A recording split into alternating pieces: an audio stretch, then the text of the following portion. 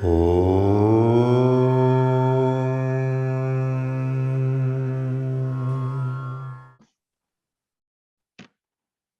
is our 32nd class of Mundakopanishad with Swamiji. We have studied chapter 2, section 1 in our previous class. We just began the 10th mantra in section 1. We are all very blessed that Swamiji is in class with us this morning. As Swamiji has indicated, we will have the class whenever it is possible for Swamiji. I welcome one and all here. The last half hour will be set aside for questions and answers with Swamiji. Sri Arun Babu will chant the first 2 shlokas of Meenakshi Stotram this morning. Arun Babu. Arun, please unmute and then... Hari Om, Namaste Swamiji.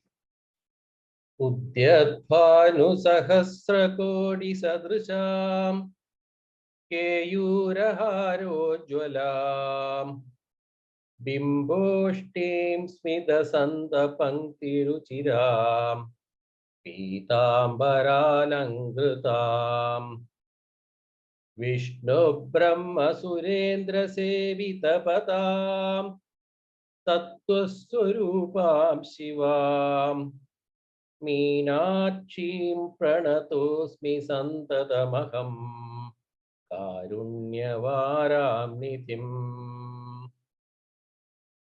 Muktahara Satkirīta Ruchirāṃ Purnendruvatra Prabhāṃ Shinjanno Purakingini Manitharam Padma Prabhapasuram Sarvabhishtabhalapradam Girisutam Vaniramasevitam Meenakshīṃ Pranatosmi Santatamaham Karunyavāraṃ Nidhiṃ.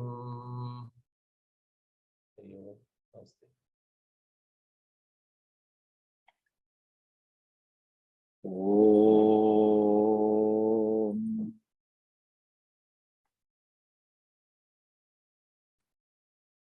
Gurur Brahma Gurur Vishnu Gurur Devo Maheshwara Guru Sakshat Param Brahma Tasmai Shri Gurave Namaha. Om Sadashiva Samarambham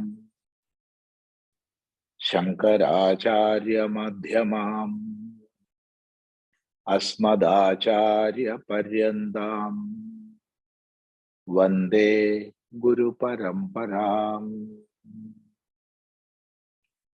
Om Bhadram Karnebhi Shrunuyama Deva Bhadram Pasye Makshabhiryajatra Sthirairangai Stushtovam Sastanubhir Vyasema Deva Hitam Yadayuhu Swastina Indro Vriddhashravaः Swastina Puruṣa viśvaṃ Swastina Starkshyo Arishthanemi Swastina Brihaspati'r Dadhatu.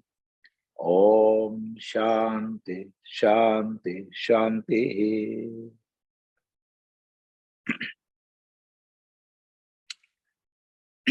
Today we are coming together after a long break.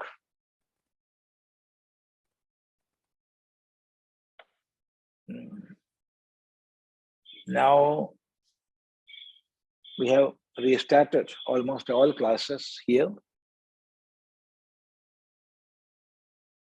and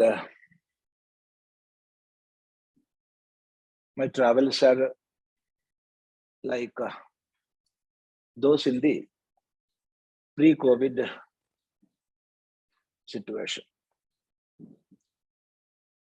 But somehow we can continue this class.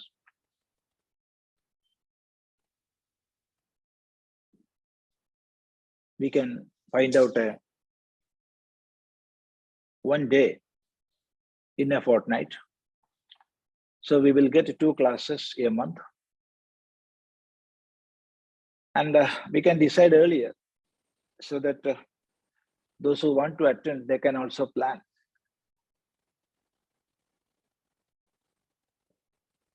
But I cannot say those dates today. By next week or next class, you will get the actual dates. So now we are in the last mantra of the first khanda in the second mundaka. Second mundaka, first khanda, last mantra, that is the 10th mantra. Actually, to teach this 10th mantra, she started all these mantras in the first khanda, that is beginning from etasma jayate prana manas sarvendriyani cha kham vayur jyotirapa prithvi vishwasya dharane. That is the third mantra in this first khanda of second mundaka. So from there, we have seen up to 9th mantra. That is from 3rd to 9th. So all these mantras are to take us to this 10th mantra. This is the quintessence of not only this khanda, but the whole Upanishads. What is that? Puruṣa evedaṃ viśvaṃ karma tapo brahma parāmṛtam etadyo veda nihitaṃ guhāyāṃ so vidya grandhim vikiratīha somya. Puruṣa evedaṃ viśvaṃ karma tapo brahma parāmṛtam etadyo veda nihitaṃ guhāyāṃ so vidya grandhim vikiratīha somya.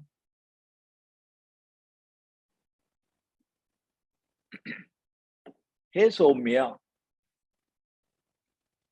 puruṣa eva evedaṃ viśvaṃ. Karma, tapaha, brahma, sarvam, viśvaṃ, puruṣa eva.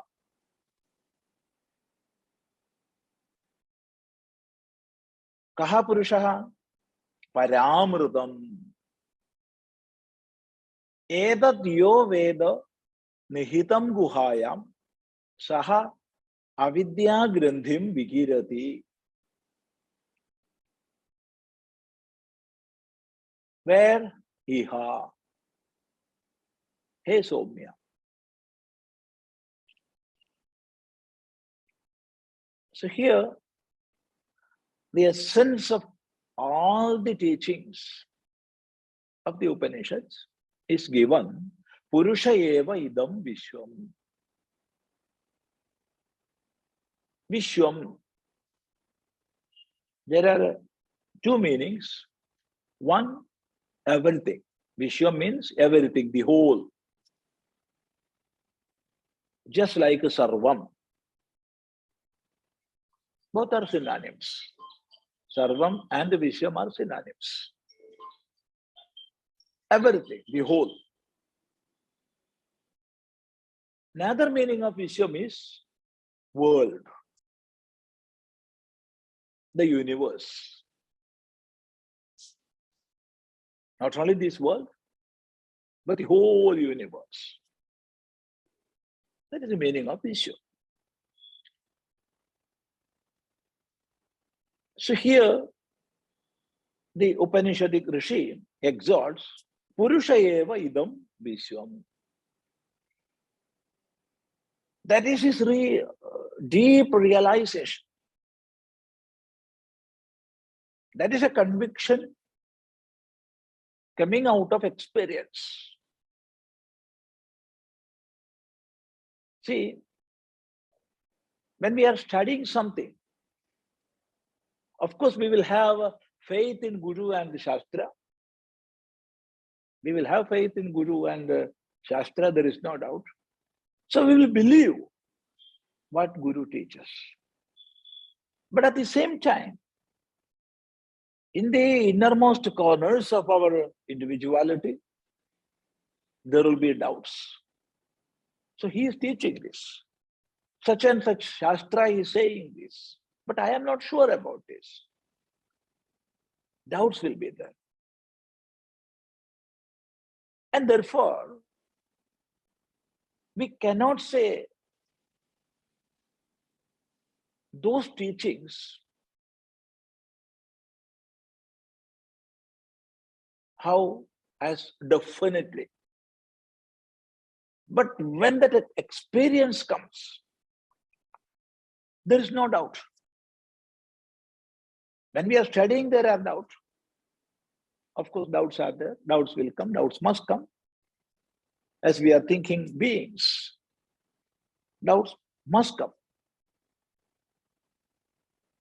But when that is experienced within, whatever be that, there is no doubt. And the term or the shabda definitely comes from one experienced person who had transcended all doubts. And from that experience, from that definite conviction, comes eva. Eva. Definitely, without doubt. So I am saying without doubt. There is no doubt. I am sure about this. So to show that, Rishi is using the word eva. Eva. Definitely. Verily. So what is that? What is that knowledge? That is puruṣa eva evedaṃ sarvam. Evedaṃ sarvam. Evedaṃ viśvaṃ. Evedaṃ viśvaṃ. Viśvaṃ and sarvam are synonyms. We can see the same mantra repeated in many places in the Upanishadic literature. Sarvam khalu evedaṃ brahma. For example, sarvam khalu evedaṃ brahma.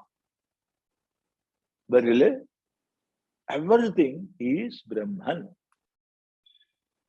That is the saying of Chandogya Upanishad. And the same mantra we can see in the Mandukya, sarvam etadyo brahma. He definitely, without doubt, I am saying, sarvam etadyo brahma. All these are Brahman. So there is nothing in the phenomenal world which is other than Brahman. I am saying I am existing. I am. And you are saying, I am. Or regarding you, I am saying you are. This world is. Everything around me are. So we are recognizing the existence in everything. That which I can cognize is existing. And what is this existence? How this existence comes? From where this existence comes? The answer of the Vedanta is nothing but there is the absolute existence, which is termed as Sat. Sat. And because of that absolute existence, everything else exists. Tasya bhasa sarvamidam vibhati.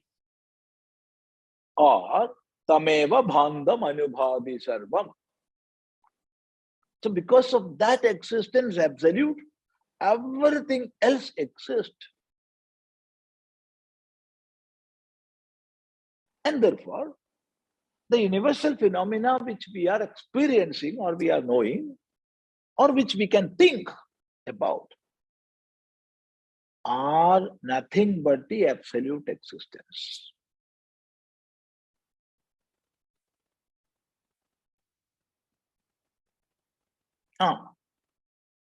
Names and forms comes and goes.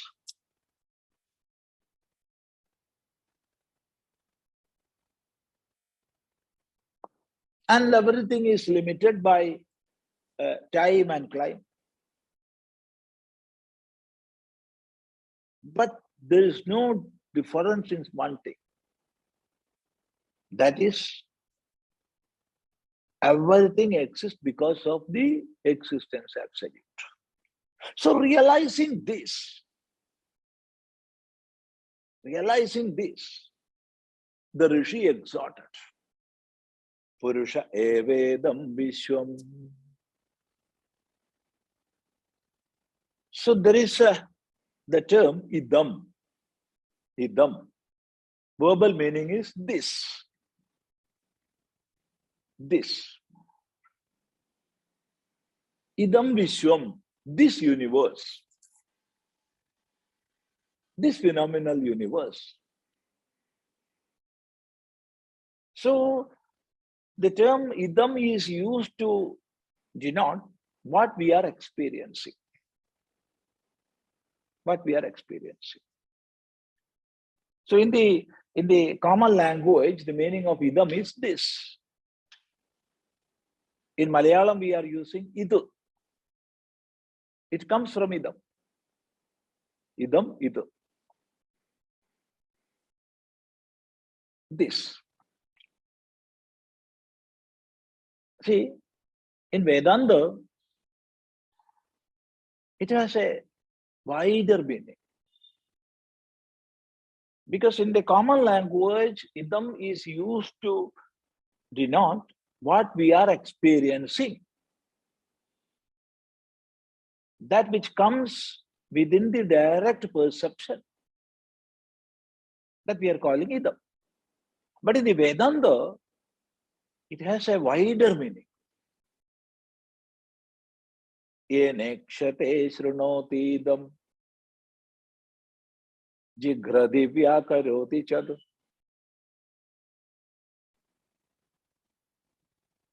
Or we can say ekadash, another shloka. Ekadash endriyar yuktiya shastrena pyavagamyate yavat kinjit havededat idam shabdodidam jagat. Ekadashendriyaihi yuktiya shastrena api avagamyate yavat kinjit bhavededat idam shabdodidam jagat. Ekadashendriyaihi yuktiya shastrena api avagamyate. Avagamyate, that which is being known. How? Ekadashendriyaihi, through the 11 indriyas. 5 jnanendriyas, senses of cognition, 5 karmendriyas, organs of action, and of course, the president of all these 10, mind. All together makes 11 indriyas. So, with the 11 indriyas, ekadashendriyaihi, yuktiya, with our logic, with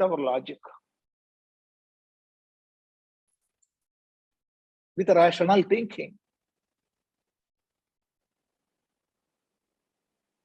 and shastrena, through shastra, the scriptures. So through all these means, yavat kinchit bhavet, whatever we are recognizing or understanding, whatever it be, everything will come under the term idam, idam shabdot idam. Idam shabdot idam means what is told by the shabda idam. So everything includes within the meaning of idam. That which we can perceive through our indriyas, senses, or mind, or by logical thinking, or by the scriptures. See, that which we cannot cognize through our senses, that we can infer through our mind, or infer through our logical thinking. That which is even above the purview of logical thinking, that we get from scriptures. So these are the source of knowledge. These are the source of knowledge. Direct perception, then inference, and scriptural knowledge. Pratyaksham, Anumiti, and Shabdam. So these are the source of knowledge. So whatever be that which is known through these sources of knowledge is called idam. So this is the difference. So in the common language, idam used to say what is perceived through our senses. But in the Shastra, especially Vedanta Shastra, idam used to denote everything. Everything.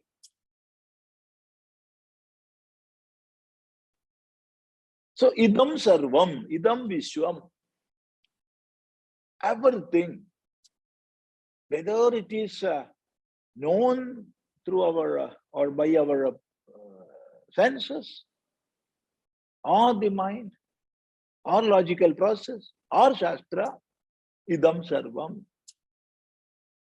So we are in the world, in this earth. We are experiencing many things around. We are seeing all beings. And we have heard there is hell and heaven, Swarga and Naraka. And the world of Devatas, Devaloka is there. I didn't see Devaloka.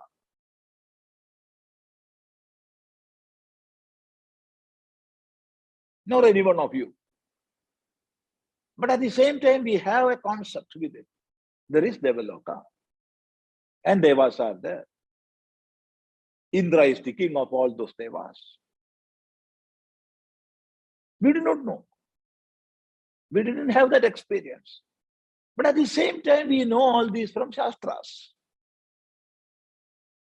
There are 14 spheres of experience. I do not know. But we are getting that knowledge from our Shastras. So all these are included when we say idam. Not only this world, but all the worlds which are above and below. Evedaṃ sarvam, evedaṃ viśvaṃ. All these are definitely that puruṣa alone, by whom everything is full. He is puruṣa. Purnam anena sarvam iti puruṣaha. Purnam anena sarvam iti puruṣaha. By whom everything is full. I am here. You are there. This world is here. We are in this world. So by which everything is full. Everything is filled. That is puruṣa. That is the same as Brahman. The term Brahman comes from the root brih.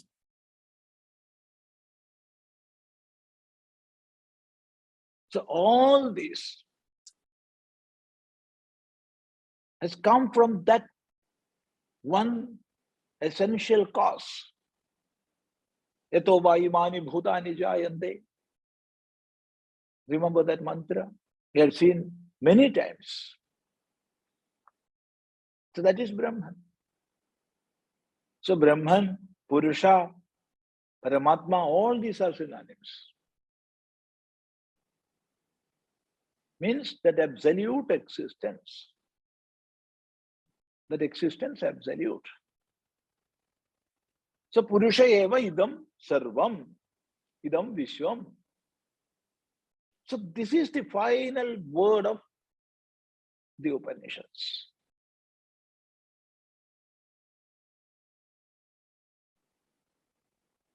If everything is Purusha, I am not different from that. You are not different from that. So that is the highest knowledge. Vasudeva sarvamiti samahatma sudurlabha.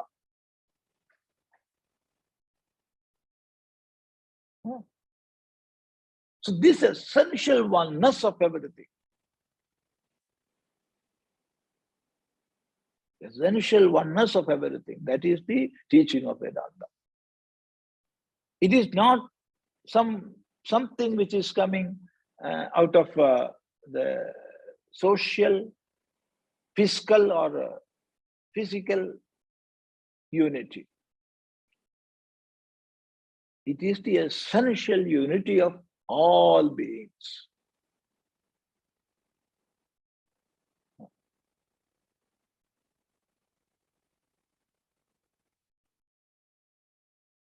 We are speaking about socialism, communism and all. Here we are seeing the highest philosophy of unity. Unity of all beings, all phenomena.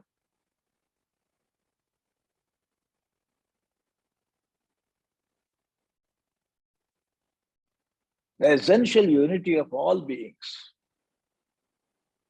That is Purusha eva evedaṃ viśvaṃ. And see, Purusha evedaṃ viśvaṃ, that is the teaching here. Purusha evedaṃ viśvaṃ. Eva is to show that firm conviction which is coming out of deep experience. Because when it is experienced, there is no doubt. So doubtless knowledge is experienced. So to show that, the Rishi is using the word eva, Purusha eva evedaṃ viśvaṃ, Purusha eva evedaṃ sarvam, Atmaiva evedaṃ sarvam, Brahmaiva evedaṃ sarvam, Sarvam khalu evedaṃ Brahma, Sarvam hyetad Brahma. So many mantras are there. Thousands of mantras are there. The same meaning. And it is the final teaching of Vedanta. And thereafter, human inquiry cannot go. You see, as long as there is the inquirer and the inquired, we can inquire. What is that? What is that? What is that? From where it is coming? How it is coming? So many questions are there. But when there is no such a difference as inquirer and the inquired, how inquiry can come? That is the end point of inquiry. That is why Advaita is the final point of philosophical argumentations. Till then, we can have many philosophical argumentations. This is that, why not? So many questions and answers.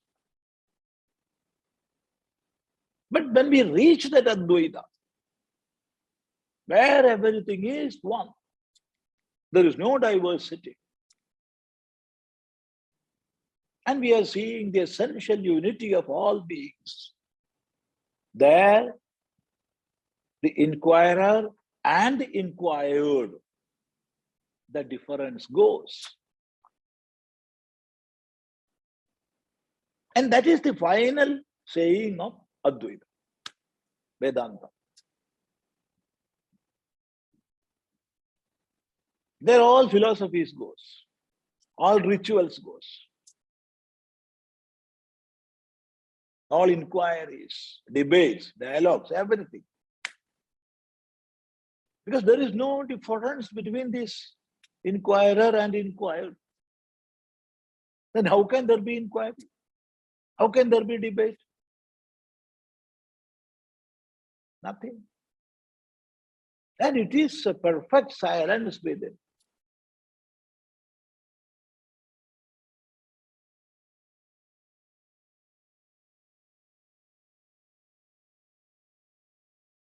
See? So this is the highest teaching of Vedanta. And it is pure Advaita. Puruṣa eva evedaṃ sarvam. So then comes a question. If it is so, how we will explain this universal phenomena? We are experiencing this. And there are many rituals. There are many karmas. That is Vedic and purely mundane.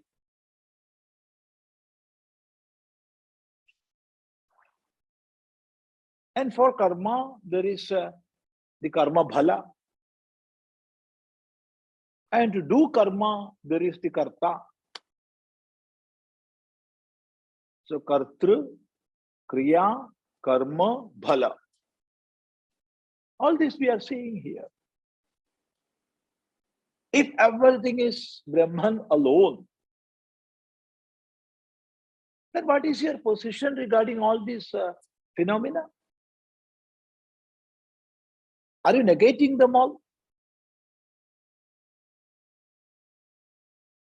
Can you negate this world while you are living in this world? So we are in this world. And simply if we are saying there is no world, what is the meaning in that? So what is your position? Then Rishi says, karma, tapo, brahma, parāmṛtam.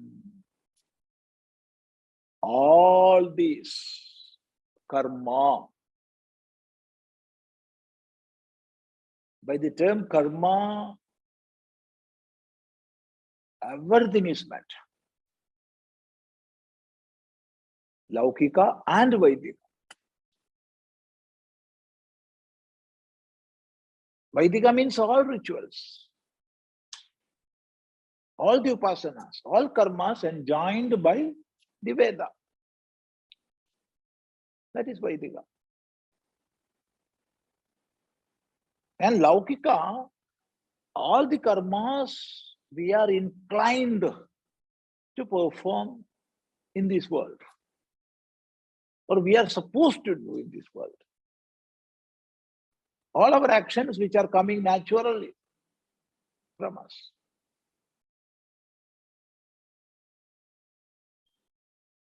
And when we take karma from another angle, the karma of the individual, that is jiva, and the karma of Ishvara, that is the manifestation of the universe, sustenance of the universe, and the solution of the universe. So these are karmas of Ishvara.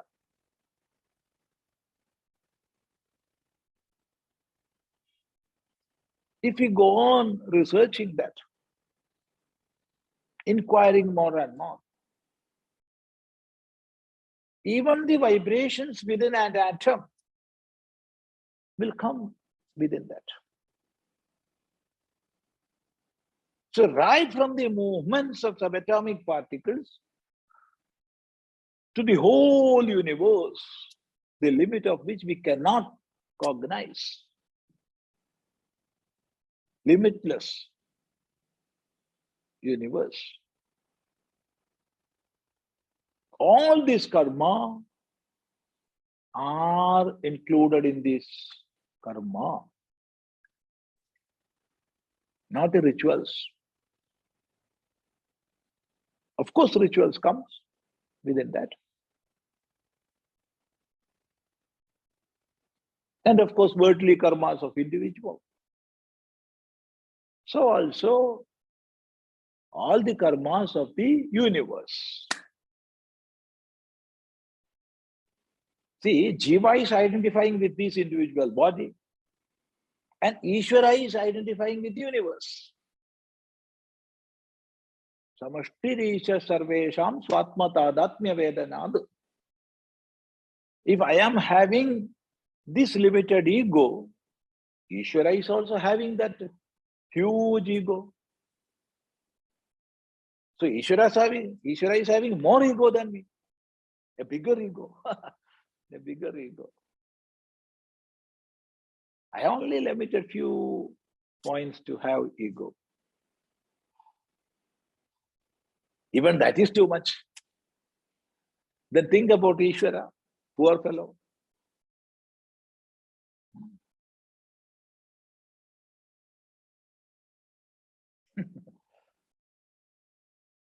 So all these karmas in the individual and the cosmic level. And the cosmic level means right from the movements of subatomic particles to the limitless universe. That comes within this cosmic, macrocosmic, and the microcosmic in the individual level. All these karmas are nothing but that Brahman. All these are manifestations of the same existence. Karma. Then tapaha. All austerities. All disciplines. All disciplines. Tapaha.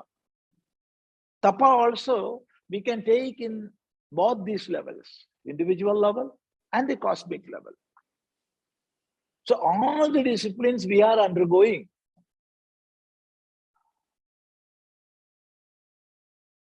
are tapas. Studying, doing rituals, trying to control our senses and mind. All this comes within the term tapas. In the same way,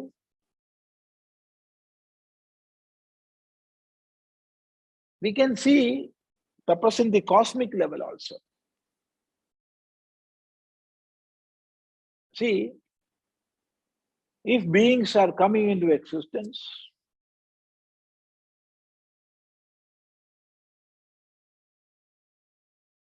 if beings are protected, if beings are dissolving, there must be a tapas behind that. It is well explained in almost all the Puranas. There it is said, Brahma, he manifested, and he was sitting on a lotus, and he thought about the creation, how to create this universe. Then he inquired, what is the root of myself? From where I came. And so he went inside. And from there came a word, tapa, tapa, tapa, tapa. Do tapas, do tapas, do tapas. And then Brahma underwent the tapas. And from there came all the knowledge,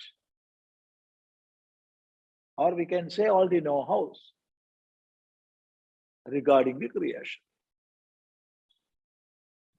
And with that knowledge, Brahma created this universe.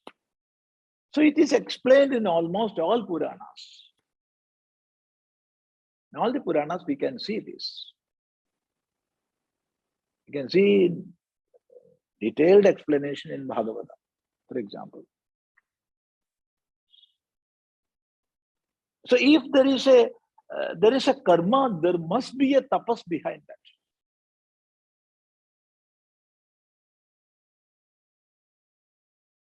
So the universal karma is there, which we have seen. So there must be a tapas behind that. From tapas comes knowledge.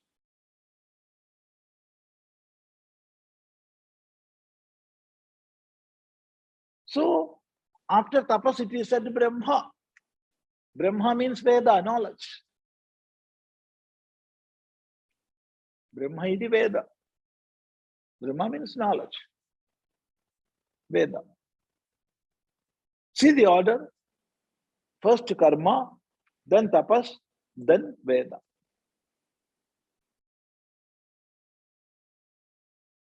So all the karmas in the individual, that is microcosmic, and the macrocosmic universal level, and the tapas which is required for that karma,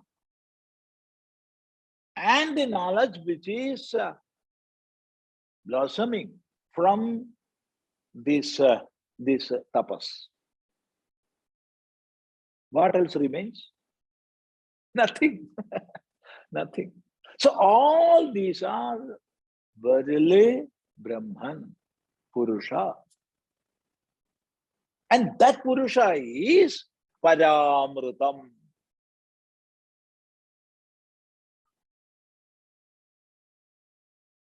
Param plus amrutam, parāmṛtam.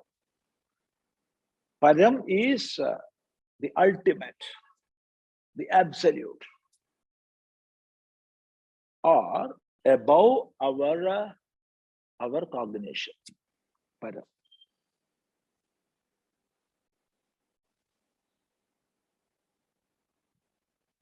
Above senses,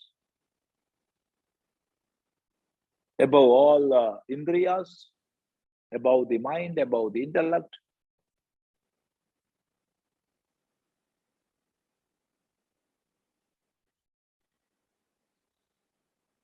That means it is not an object of our limited inquiry.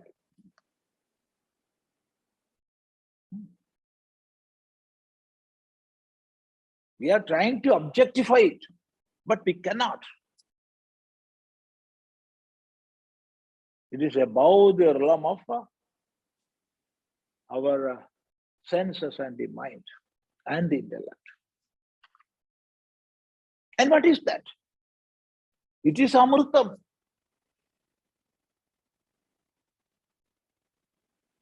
Amrutam is immortal, having no end.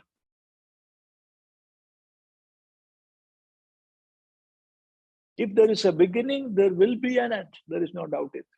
Jatasya hi dhruvo mrityu.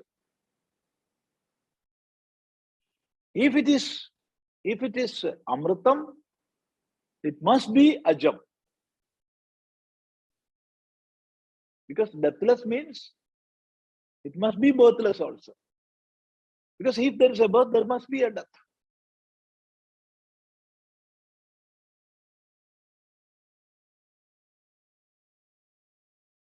And see, this birth and death, all these are coming within time. Time, kalam.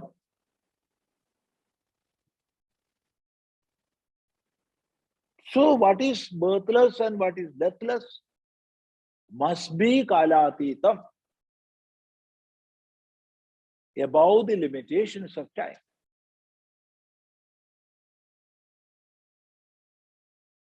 What is param? Param is limitless.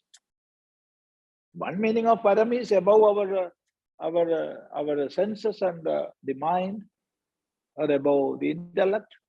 Of course, that is param. But at the same time, another meaning of param is limitless. Limitless, having no limit. And amritam is timeless. That is above the limitations of time.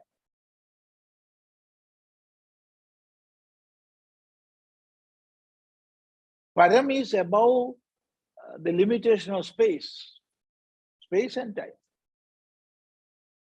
And amritam is above the limitation of time. So param, amritam means above the limitations of time and space. That is the real nature of puruṣa. See, this mantra is the essence of all the Upanishads. So we must learn this in detail. And if we can understand this mantra properly, we will have the knowledge of all the Upanishads with it. Because this is the quintessence. So, puruṣa evedaṃ viśvaṃ, that is the first declaration. Then the explanation to that is karma, tapo, brahma, parāmṛtam. Etadyo veda. Yaha, one who. Veda, knows.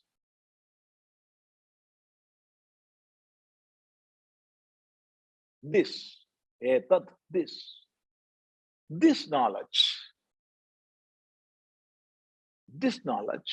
one who knows, whoever he be, one who knows this, saha, he, avidya grandhim vikirati, dispels. He dispels avidya grandhim. Grandhi means knot. So avidya grandhi means knots of ignorance.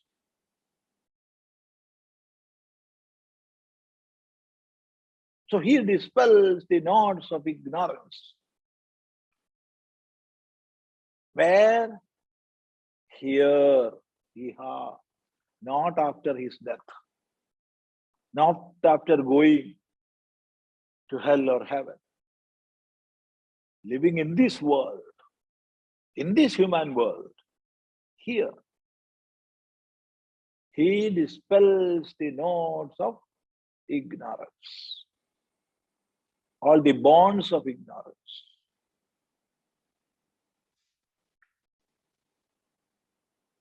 See, but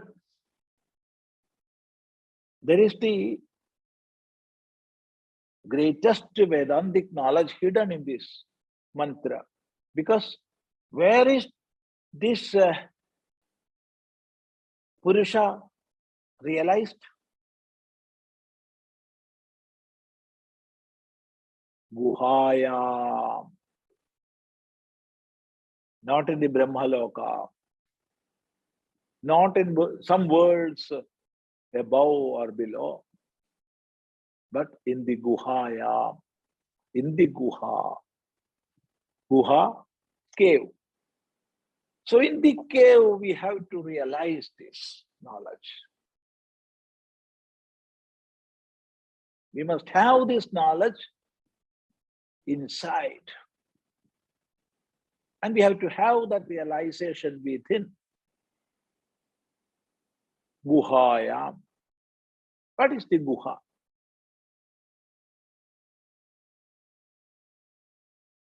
It is the innermost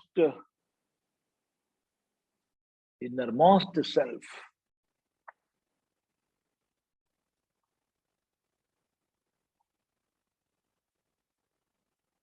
In the Kathopanishad it is said, guhāhitam.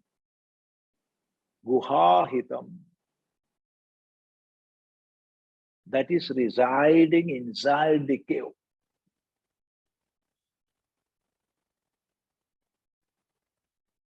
So studying this mantra, we will start on a walk in search of caves. Oh, Swami, there are many caves in that mountain.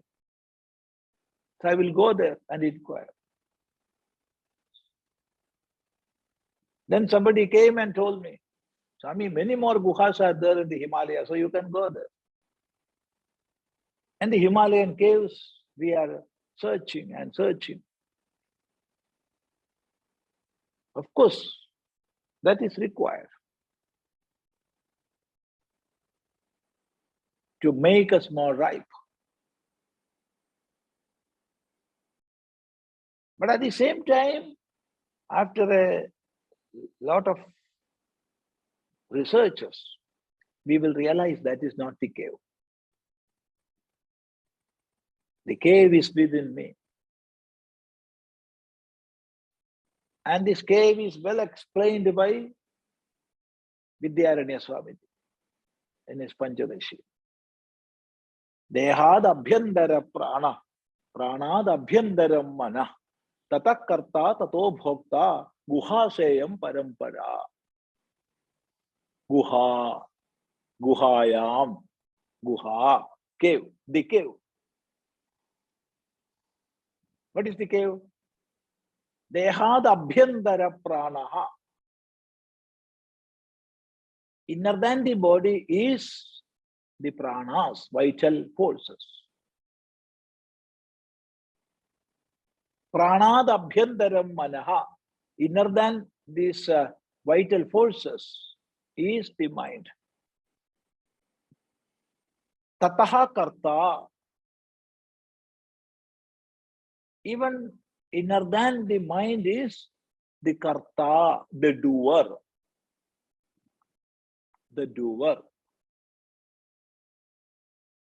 Tato bhokta. Even inner than the doer is the bhokta, the enjoyer. I am enjoying. Who is that?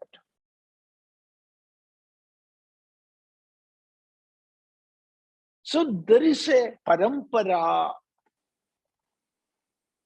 From gross, we are going to the subtle, and from the subtle, we are going to still subtler levels, inquiring our own self. And this is the guha, this is the cave. In some other places of Shastra, it is used as Hridaya Guha, the cave that is the heart, from where that light of the self is coming out. I am. Just inquire from where that is coming. The I consciousness of the I, it is coming out. It is manifesting. Where is this I? I'm inquiring. First, I am taking this body. I am Swami Chidananda Puri, so and so. And when I say I am Swami Chidananda Puri, first thing which is coming is this body, this physical body.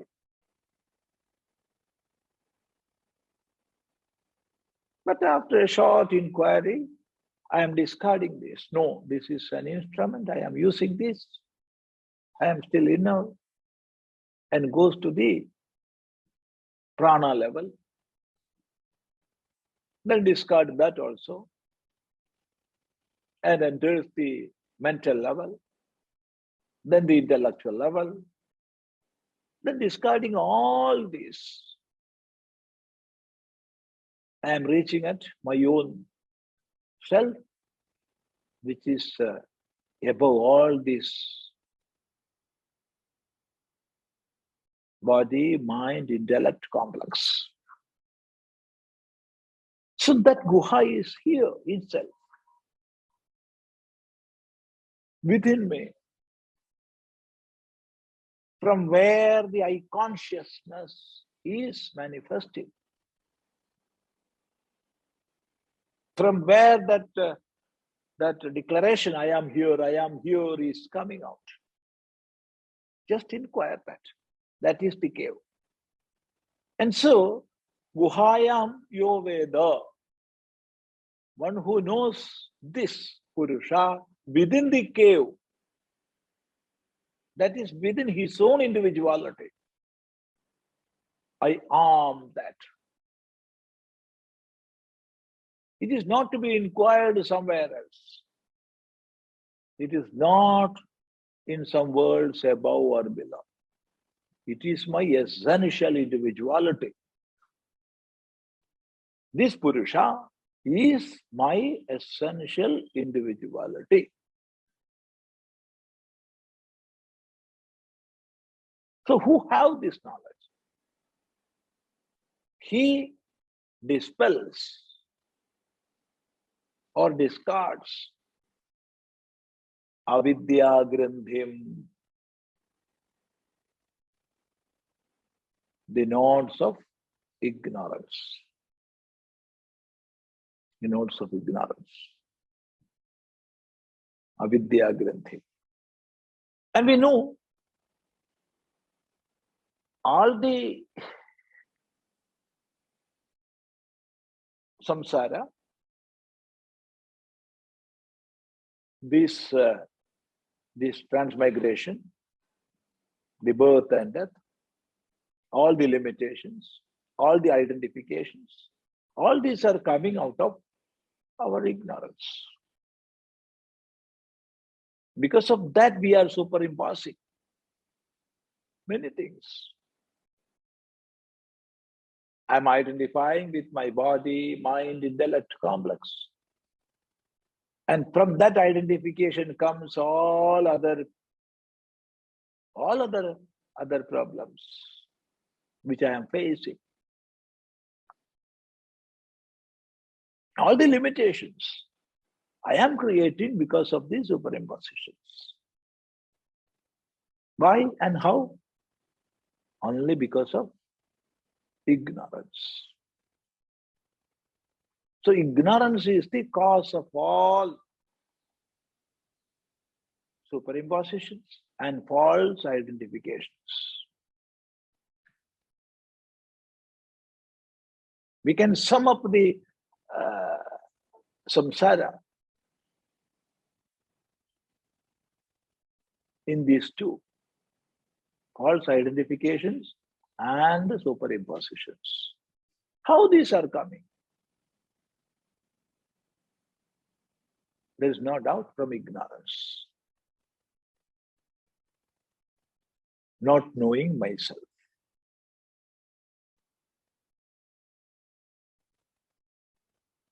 When I do not know myself, I am identifying myself with many things. Even a little kid knows, this is my body. This is my body.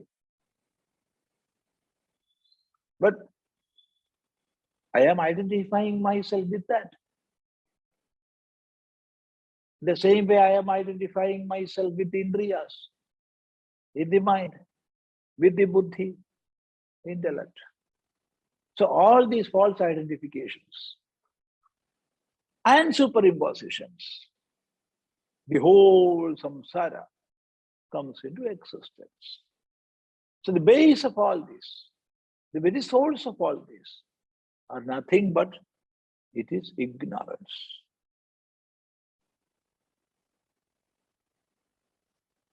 And this ignorance, avidya, there are many knots, many bonds, and all these bonds are false identifications. Avidya granthi. All these, vikiratīha. Vikiratīha means he is dispelling.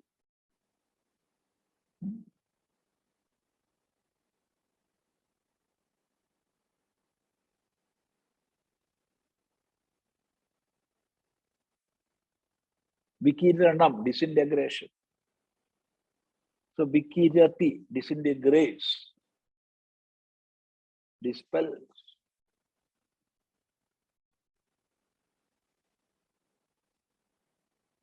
When there is no cause, no effect will be there.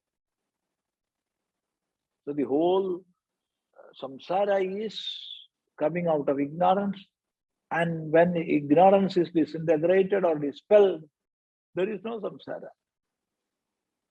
So it is the final emancipation. It is the absolute freedom, freedom from all limitations. So that is what he gets from this knowledge. This is the result of that knowledge. This is the effect of that knowledge. Then comes another question: when we will have this knowledge? When we will get this knowledge?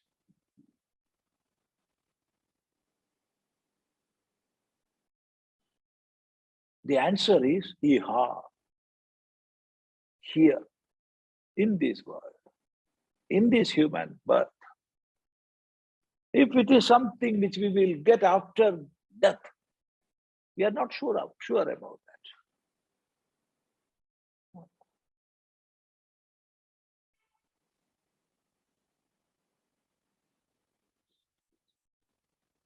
At least once in 2 or 3 months, when we are traveling around, giving lectures, someone or other will ask a question. It is most common. Swami, please explain about heaven, Swarga. My answer was and is the same. Of course, I can explain. But I will explain after my death. And you must also die. That is the second condition. Third condition is we must sit together. First condition, I must die. 2, you must die. 3, we must sit together and discuss. Then I will explain about Swarga. Why? Because I do not know. I have not seen Swarga.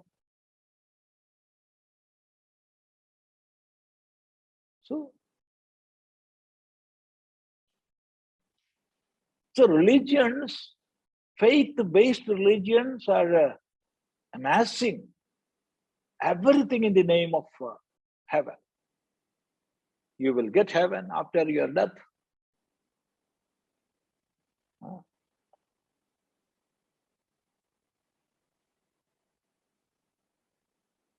It is that much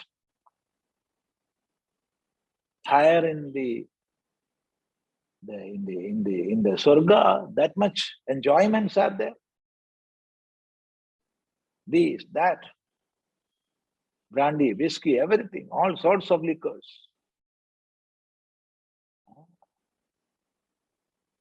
And those who are supplying are beautiful girls. There are 72 such attendants for one being. So many things. So in the name of heaven, they are making this world a hell.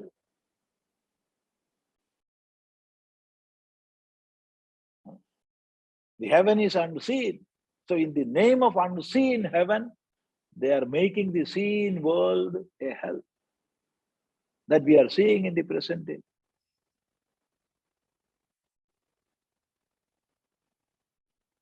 Then comes a question, have you seen? No. Then how do you know? It is written in the book. So, who wrote that book? It is Ishvara. No, Ishvara cannot write. And even if Ishvara writes, you will not understand his language because you are not Ishvara. No, Swami, he appointed an agent and he is called prophet and he wrote. So he wrote after his death or when he was living here. When he was living here. Then absurd, I don't believe that. Because he wrote while he was sitting in this earth. And he wrote about some words above, after that. How he can write?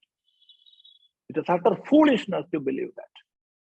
Whether it is written by Hindu in Puranas, or Christians in Bible and other texts, or by Muslims in Quran and everything, it is utter nonsense to believe that. In the Puranas, we can see so many explanations of Swargas, and of course, Narakas. I have seen. But I know all these are written by Vyasa and other sages who were living in this world before their death. So all these are some assumptions. They were assuming such and such worlds are there. Why? To lead common people in the righteous path. If you are following the righteous path, you will get that benefits and enjoyments there. And if you are transgressing, going away from the righteous path, then you will have to have all hells. So be a good man, be a righteous man. So to teach that, they assumed such and such worlds are there. No, Swami, there is Swarga and Naraga. If there is Swarga and Naraga, let it be there. I am not at all concerned about that. I am concerned about this world and this experience which I am getting here. So underline this word, iha. Iha. Vikiratīha. See, I am believing Upanishads, the teachings of our rishis, because they are speaking from their experience. They are teaching me something which I can experience here. That is why I am believing. I am going with them. If they taught something which I experience after my death and after reaching Brahmaloka, I will not learn all these texts. I don't have time for that. Of course, like a fiction I will take. We are not believing or we are not following some fictions. Just for time pass, we are reading fictions. Just like that, I will take these Shastras. No, I am believing, I am putting them in my heart. Why? Because the experience which they are talking about is something we can have here, in this very life. It is something about direct experience. So, iha, vikiratīha, hey somya, hey somya.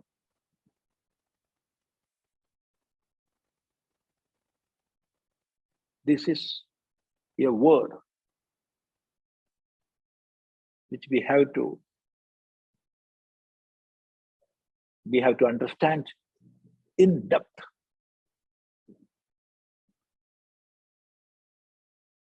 See, the word dhira is repeated in the Upanishads many times. Dhira.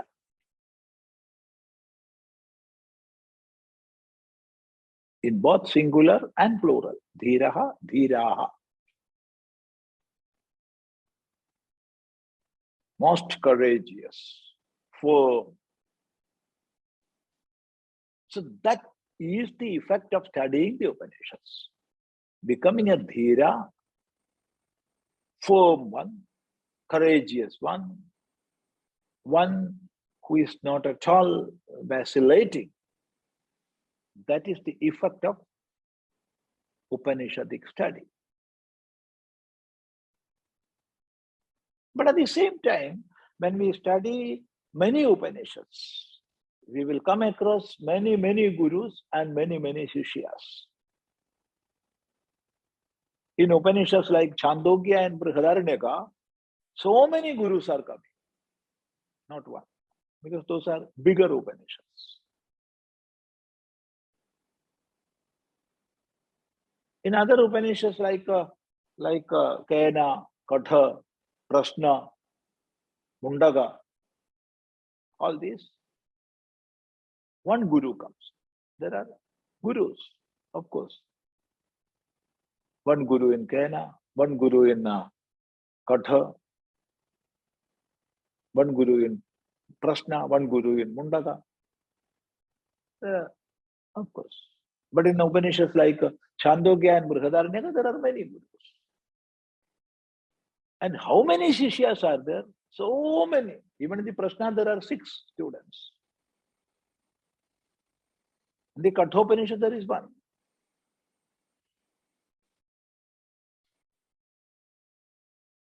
In the Mundaga, there is one. So many shishyas are there. But in almost all Upanishads, Guru is calling his shishya by the name O Somya.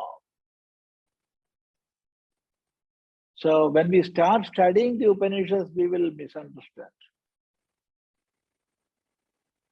In all the Upanishads, there is only one shishya, and his name is Somya. No. Shishyas are many, but the name is one. All the gurus are calling by the name Somya. That is the common word to call Shishya. Why? The meaning of Somya is one who is giving happiness in seeing. So when we see somebody, we will have a happiness within. Then he is a Somya. He is a Somya. A beautiful one, a pretty one.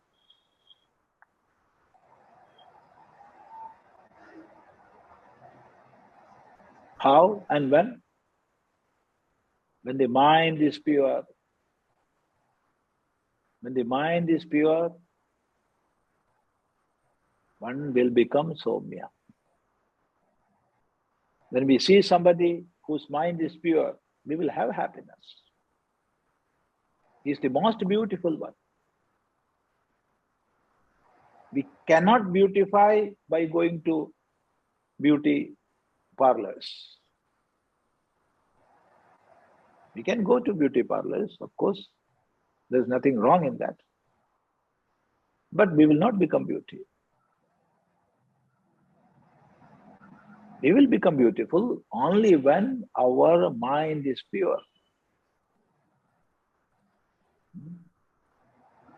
So that is why all the teachers, all the gurus are calling their shishya by a common name, O Somya, Somya, Somya.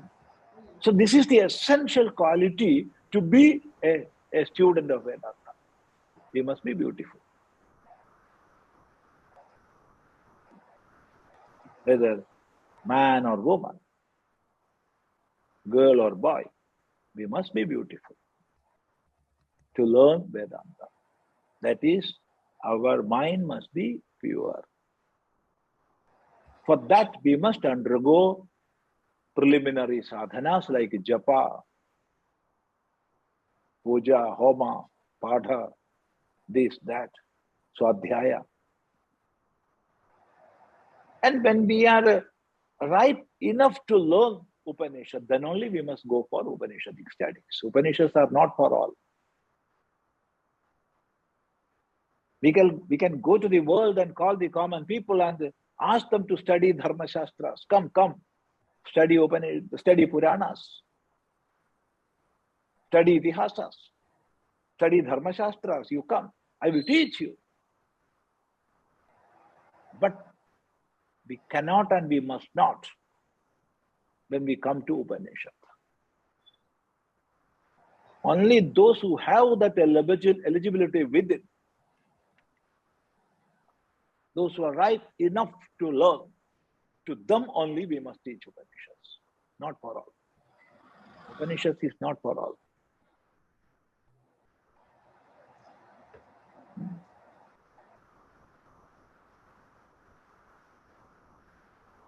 He will lose the platform where he was and he will not get anything. It will be a disaster, a decay. There is no doubt in that. So we must have that eligibility within to learn the Upanishads. And that is somyatvāṃ. That is why he is calling somya. So this is the mantra, puruṣa evedaṃ viśvaṃ karma tapo brahma parāmṛtam etadyo veda nihitaṃ guhāyāṃ so vidya grandhim vikiratīha somya. So this is the 10th and last mantra of the first khanda in the second mandala. So this is the quintessence of this Upanishad. Not only this Upanishad, all the Upanishads. So if you have any doubt, you can ask. If I know the reply, I will answer.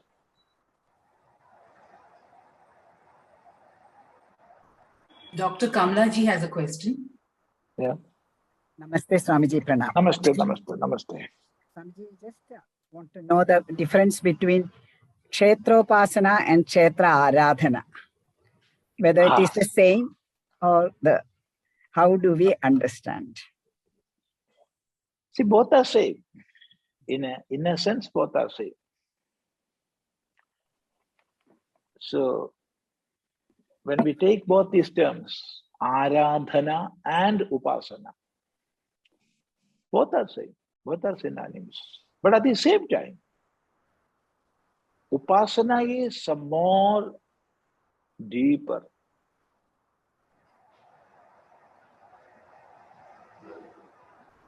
Verbal meaning is the same. There is no difference between aradhana and upasana. But aradhana is a phase of preparation.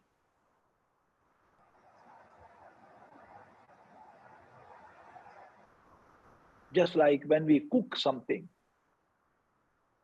when we make some curries in the kitchen, it is said adhyate.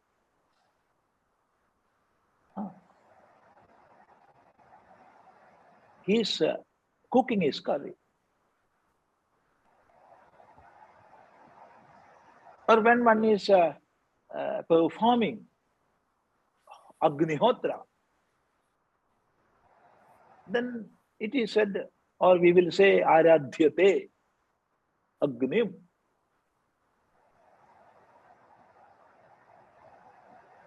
But upasana is some more deeper. Some more deeper. There, we are controlling our senses and the mind. And we are bringing the wandering mind, which was wandering here and there, to one point. And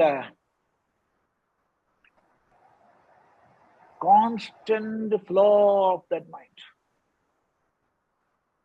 to one object. Constant flow of that mind to one object. Just like pouring of oil from one vessel to another. When we pour water from one vessel to another, it will flow, of course. But when it is oil, just like a thread, we can pour oil from one vessel to another. Tailadhara. So in the same way, when our mind is focused and it is flowing like Tailadhara, the flow of oil in one thread to that object, then it is upasana.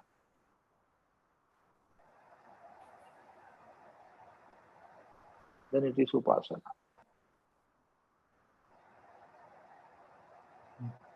So making use of kshetra, temple, the name and form, and the mantra vibrations there. If we are doing this upasana, then it is temple worship, kshetra upasana. And therefore, it is some more deeper than mere aradhana.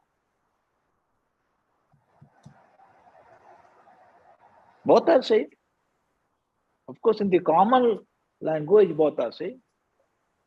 But when we inquire more, we will get this difference. And then we will understand upasana is some more deep. Namaste. Swamiji, there's one more question from Arun. Arun Babu. Namaste, Swamiji. Namaste. Rather than a question, it is one clarification from today's class, Swamiji. So in the explanation of the hierarchy from gross to more subtler, today we discussed gross, then prana, then mind, then the doer, then the enjoyer.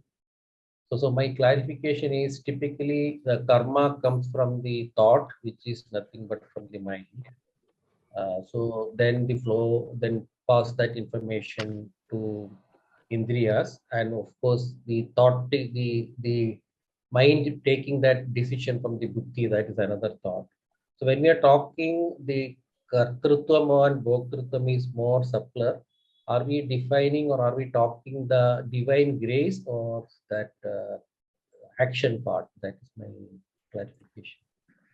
See, there is we need not bring the divine grace and such things here. See, I am the doer. And the doer part, first we analyze. There is the gross body. There is the prana sheath. We can say pranas. The sheath of prana, that is pranamaya kosha. That also comes within this doer. Then there is the manomaya kosha and vijnanamaya kosha. That also comes within this, the doer.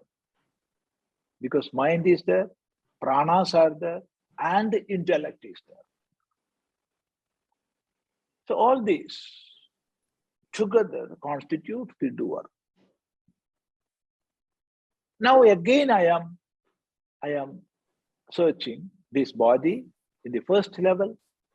Dehad abhyantara pranaha, then there is the prana. Pranad abhyantara manaha, then there is the mind,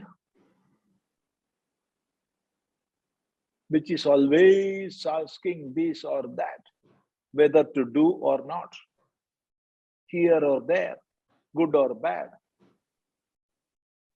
Always two options. It is positioning.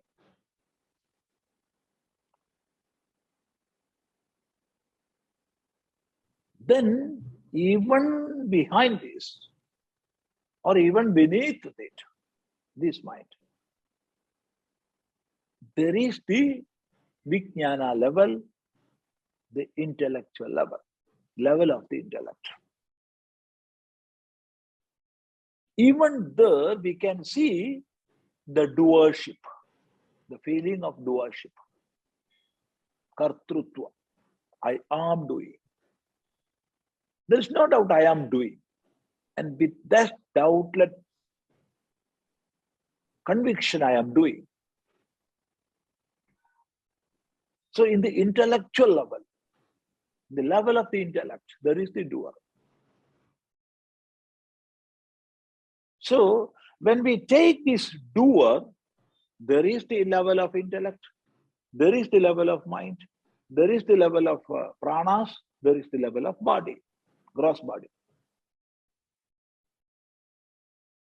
Now, I am going still deeper. It is the enjoyer, bhoktrutva.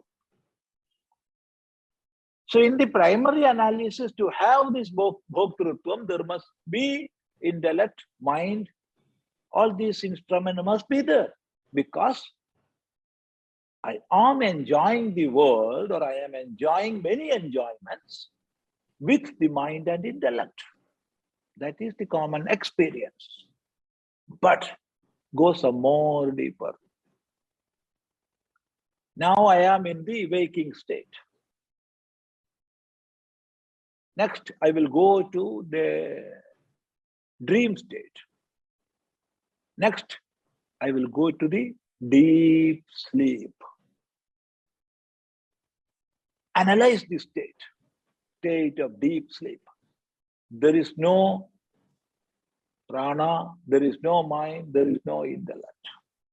But still, I am having that enjoyment within, the enjoyment of bliss. I am enjoying that bliss within. So even though there is no gross body or the feeling of subtle body, that enjoyment is there. And therefore, even though in the physical level, enjoyment is coming with mind and intellect, even without them, enjoyment is there. That is why our acharyas, rishis, they put enjoyment some more inner than the doer. And that is why doer is doing for enjoying. Enjoyer is not doing for enjoying. Let me repeat once more. Doer is doing for enjoyment. The enjoyer is not doing for enjoyment. One who is having that enjoyment, he is sitting idle. He is sitting quiet. He is not doing anything. Why? Because he is having that enjoyment with it. Whereas the doer is doing this and that, right and wrong. Everything for enjoyment. So doer is gross and enjoyer is subtle. When doer is in the subtle level, enjoyer is in the causal level. So that is the answer. Namaste. Now we can conclude.